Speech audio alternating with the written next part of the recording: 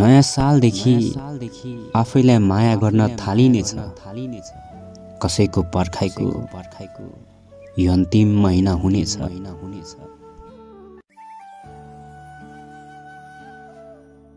केही आफ्नाहरूलाई पराई, केही पराईहरूलाई आफ्नो बनाउँदै हेर्दा हेर्दै यसरी नै बित्यो यो साल पनि। नयाँ साल सुरु हुनै लागेको छ। न केही उत्साह छ, न केही उमङ्ग नै। बस गुनासो छ आफैसँग, न कमाउन सकियो, न जमाउने। केही गर्छु, केही बन्छु, केही कमाउँछु, केही जोगाउँछु भन्दै यो साल पनि बितेर गयो।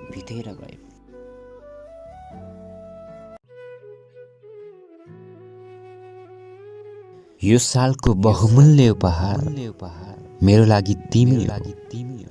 यो सालको सबैभन्दा ठूलो खुसी मेरो लागि तिमी नै हो।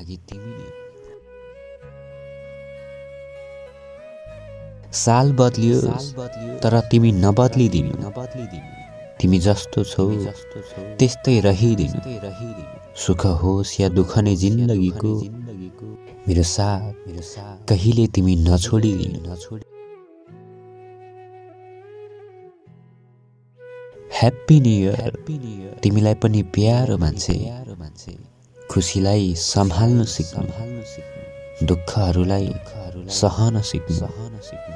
जिन्दगी हो सधैँ एक नासको कहाँ हुन्छ र। जे बोक्छौ त्यसैलाई जिन्दगी सम्झिनु।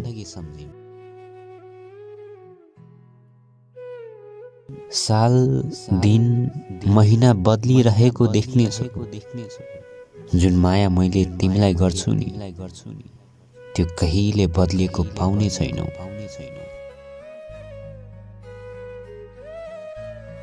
यदि मेरो कुराहरूले तिम्रो मन दुखेको छ भने आई एम सरी माया।